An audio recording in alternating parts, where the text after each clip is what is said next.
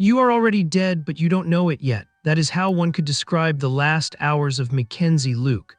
She had just returned home from an exhausting trip, her grandmother's funeral, sleepless nights, hours-long flights, 2 a.m. Salt Lake City Airport. A perfectly normal evening, a perfectly normal Lyft order, a perfectly normal message to her mother. I landed. I love you, Mom, and that was it. Then she vanished into thin air, but the truth was worse. Much worse. In a few days, the police would catch on. But first, let's get to know Mackenzie.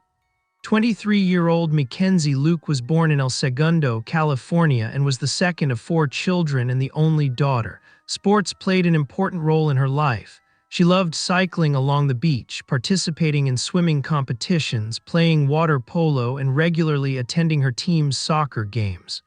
When it was time to choose a university, Mackenzie, who had grown up in California, wanted to experience independence and get to know the world outside her home state. She chose the University of Utah, nearly 700 miles from home, to study kinesiology and nursing and to take health sciences as an additional subject. She became a member of the Alpha Chi Omega sorority, which consumed almost all of her free time. Members had to maintain a high-grade point average, participate in charity initiatives, and juggle their studies with their private commitments. Furthermore, Mackenzie had 2 jobs, so her schedule was constantly full. In her 3rd year of study, she decided to lighten her load and take fewer subjects. She lived off-campus in a small townhouse with her pets, hedgehogs, guinea pigs, and a cat named Nova. She had a cheerful nature and could find something funny even in simple things. Once, she hosted a birthday party for her cat, where the guests drank champagne and Nova got a birthday cake made of cat food. Everyone present had to put on party hats and watch her unwrap the gifts for her pet. Her friend from her social circle recalled that Mackenzie always cared for others, was loyal and kind. She smiled constantly, so often that her braces left marks on her lips. She enjoyed cooking for her friends and made sure everyone had something to eat and drink. Caring for other people brought her sincere joy. In the summer of 2019, Mackenzie suffered a heavy loss. She lost her grandmother. In mid-June, she flew to Los Angeles for the funeral and returned to Salt Lake City at 1 a.m. on June 17th. At 2 a.m., she sent her mother a message. I landed. I love you, Mom. A few minutes later, she looked for a ride via Uber or Lyft when her mother replied. She noticed that the message had been sent as an SMS and not an iMessage. Mackenzie's phone might have been off or the reception at the airport was poor. However, she never contacted her again. In the following hours and throughout the entire next day, friends and acquaintances wrote her messages and offered their condolences, but there was no response. At first, this didn't seem suspicious. After all, she had her worries. Maybe she needed time, however. Candy's friend noticed that Mackenzie was not opening Snapchat messages and was not posting anything on social media. This seemed strange to her because she always stayed in touch, even during difficult times. On June 20th, Mackenzie's father, Greg, asked the police to check if everything was all right. The police arrived at her house, found her car parked, but no one opened the door. When they looked through the windows, they saw nothing suspicious. They began calling her friends, colleagues, and the university. But it turned out she had missed an important exam, failed to show up for work, and hadn't attended a wedding in California. A week after her return, there was still no word from her. The official search began with checking the surveillance cameras at the airport. The footage showed Mackenzie steadily getting off the plane, collecting her luggage, speaking to no one, and no one following her. Approximately 40 minutes after her arrival, she ordered a ride via Lyft to Hatch Park, a location 9 miles away from her home. This moment raised questions. Mackenzie had just returned to Utah for her grandmother's funeral. Her parents received her last message from the airport. Then she drove to an address that none of her friends knew. She did not live in that area and no one knew why she had gone there. After that, there was no further activity on her social media. And her relatives began distributing flyers, hoping someone could help clarify the situation. The company Lyft cooperated with the police and provided information about the ride. According to the service, the driver took Mackenzie to the specified location. No violations were detected during the trip. The driver confirmed that he had dropped her off safely in the park. According to him, she had said she wanted to meet someone. He found it strange that she had chosen such a place for a meeting, but he had noticed nothing unusual in her behavior. As he pulled up, he saw a parked car. While helping Mackenzie unload her luggage, he noticed that someone was getting out of the car. Due to the darkness and distance, he could not recognize the person. He heard voices and determined that the conversation did not seem tense. It seemed the man knew Mackenzie. After that, the driver drove on and carried out his assignments. All his statements were confirmed by the phone's geolocation data and information from Lyft. The police found no reason to connect him to the disappearance. Despite all efforts, however, the investigators still did not know exactly what had happened to Mackenzie after she left the car. Her friends and relatives continued to distribute flyers to find out who the man she had met at Hatch Park was and why she had gone there. The police continued their investigation to find out whom Mackenzie had met at Hatch Park. Friends and relatives actively distributed flyers, hoping that someone with useful information would come forward. Her family attempted to gain access to her phone records to find out with whom she had been in contact before her disappearance. However, her friends were concerned that the police were not yet treating Mackenzie's disappearance as a crime. Volunteers continued to spread information and put up posters throughout the city, hoping to find out what had happened to her. The police called on the public to help in the search for answers. Many questions remained open. Who was the man she met in the park? Did she have a second cell phone or alternative social media accounts? Had anyone communicated with her online in the last week? Investigators stated that they did not even have information about the make and model of the car the unknown man had exited. While the police tried to gather new clues, a witness recalled meeting Mackenzie shortly before her disappearance. A man named Rob reported that he and his friend had randomly met her in a bar a few weeks earlier. She was outgoing and cheerful. They talked for about an hour. During the conversation, Mackenzie admitted that she had recently signed up for the dating website Seeking Arrangement, known as a platform for contacting wealthy men. This was a surprising discovery for her friends and family. No one knew that Mackenzie used this website. It was suspected that the man she met in the park might be someone she had met there. The police checked her profile and determined that her last activity on the site had taken place on June 16th, just hours before her disappearance. The investigation revealed that her plane tickets in recent months had been paid for by various men she had met online. Furthermore, a payment of $300 from an unknown sender was deposited into one of her accounts. Mackenzie's father, Greg, told the police that after her disappearance, he had discovered a separate bank account that no one in her circle knew about. Based on this information, investigators began searching social media for further clues. They noticed that Mackenzie had subscribed to an Instagram page called Fearless a few days before her disappearance. Through this page and thanks to phone records, they managed to determine the number with which she had been messaging. It was registered to a man named Ayoola Ajayi, known as AJ. He lived near Hatch Park, was recently divorced, worked as an IT specialist at Dell, and earned extra money as a model on the side. At first glance, there was nothing suspicious about him. He had no criminal history, rented out part of his house via Airbnb, and seemed like a perfectly normal person. However, investigators soon stumbled upon disturbing facts that suggested his possible involvement in Mackenzie's disappearance. The police began to scrutinize Ayoola Ajayi's past, and soon they came across troubling details. Ajayi had entered the U.S. on a student visa and had enrolled at a university in the state of Utah, but only attended lectures irregularly. He later received a green card which allowed him to stay in the country. Besides his main job, he wrote books. One of his novels was about a young man who witnesses two crimes and wonders if he should follow that path himself. The text contained scenes where bodies were burned. In his author profile, he claimed to have experienced a dictatorship, fled from crime, and traveled the world. Ajayi's ex-wife, who lived in Dallas, said that he often threatened to have her kidnapped and killed. Eventually, she had to change her number, block him on social media, and divorce him in January 2019. In 2014, he was suspected of aggravated assault. In 2018, of aggression against his wife. However, charges were never filed. When the police asked him if he knew Mackenzie, he replied that this was the first time he had heard of her.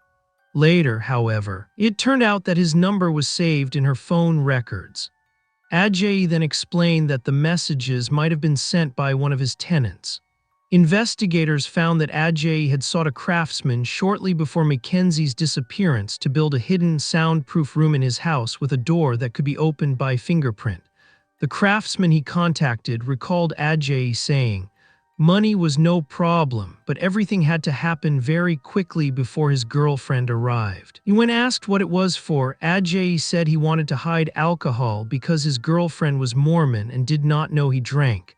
The craftsman did not believe him. After spending about 30 minutes on the premises, he drove away with his nephew and decided it was better to decline the job. Ajayi, however, continued sending him messages, trying to persuade him to finish the work.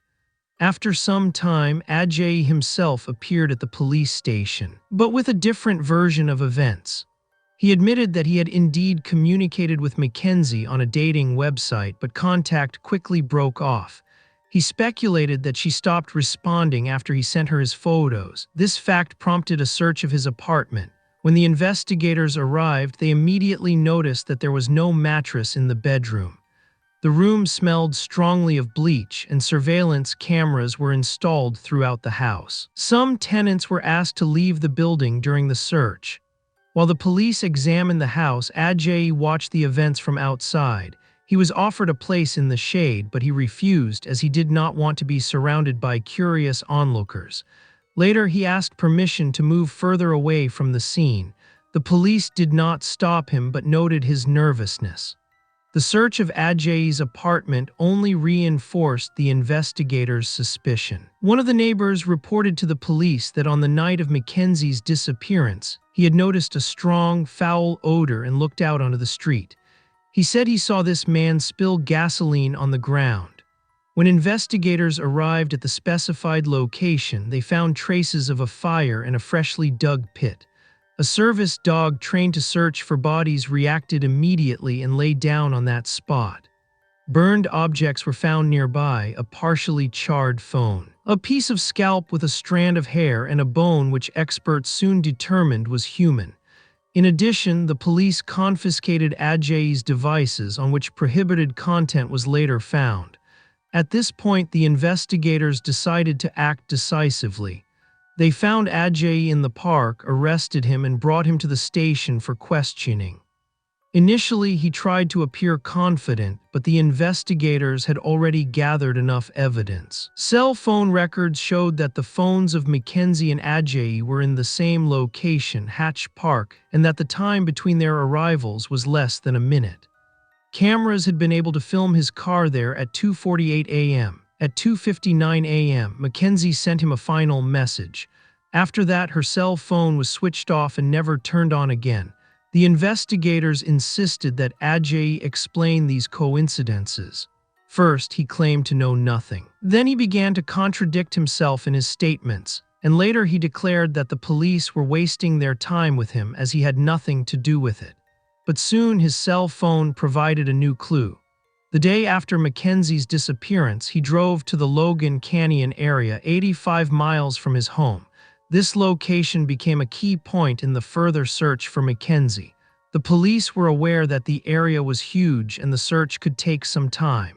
To their relief, however, they did not have to search for long. Soon they found Mackenzie's burned bag, her documents, and some personal items. Her personal belongings were also found among the burned items at Ajayi's house. Forensic pathologists confirmed that part of the burned remains belonged to Mackenzie. Her body was found in a shallow grave in a wooded area. Her hands were tied behind her back with plastic ties. A piece of rope lay next to her. Her skull showed injuries, and a piece of her scalp was missing, exactly the piece that had previously been found in Ajayi's house. According to the forensic report, the cause of death was a traumatic brain injury caused by a blunt object. The police filed charges against Ajayi for aggravated felonies, kidnapping, and desecration of a body. Mackenzie's parents were shocked and devastated when they learned of the incident. 31-year-old Ajayi was arrested on suspicion of involvement in Mackenzie's disappearance and death. The first court hearing lasted only 2 minutes. He refused to make a statement. However, the prosecution presented compelling evidence against him. Ajayi's ex-wife expressed a desire to speak in court after the crime became known and to report on his cruelty.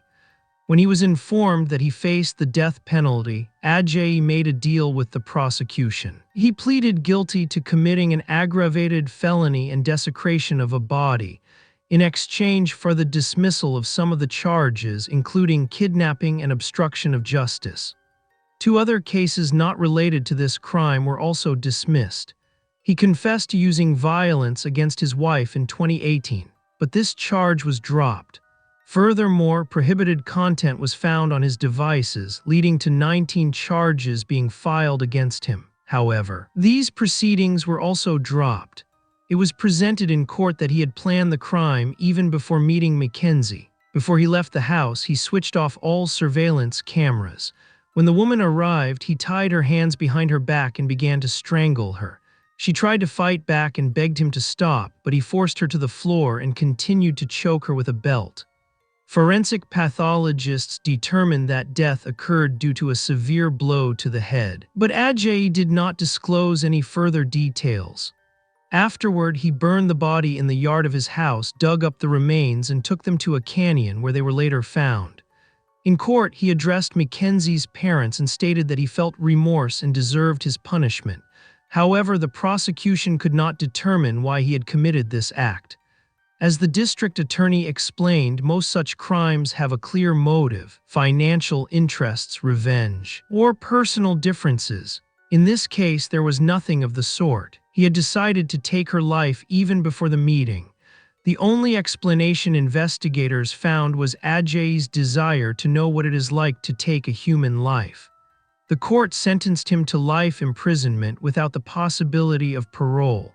Although justice had prevailed, Mackenzie's family and friends had to continue living with this loss. The judge emphasized that Ajayi had pleaded guilty to 3 aggravated felonies and would serve his sentence consecutively for each one. Mackenzie's friends expressed hope that this case would serve as a reminder of the importance of exercising caution when communicating online. They were convinced that she would never have gone to the park if she had known how it would end. They emphasized that the responsibility for what happened lies solely with one person. Any attempt to blame Mackenzie herself hurt not only her relatives, but also other people who had witnessed the tragedy. After the incident, friends and relatives founded the charity organization, The Voice of Mackenzie. They explained that no one knows where to start searching, what steps to take, and where to find help when a loved one disappears. This organization was founded to provide such information and assist other families in difficult situations. The Voice of Mackenzie also provides educational work, informing young people about safety in online interactions. The young woman's friends emphasized that her case attracted widespread public attention and that this may have contributed to solving the crime. Now they want to use this experience to help others. Mackenzie always wanted to work in the medical field and help people. Therefore, her loved ones believe that exactly this work of the foundation would have been meaningful to her. Mackenzie's mother recounted that her daughter was a strong, sincere, and loyal friend. In her memory, her friends continue to host parties in honor of her birthday and her cat Nova, remembering moments when they laughed together and enjoyed life. They are convinced that while the perpetrator took their friend from them, he cannot take away their strength. They want to continue fighting for justice and supporting people who have experienced similar tragedies. Thank you for watching, and please take care of yourselves.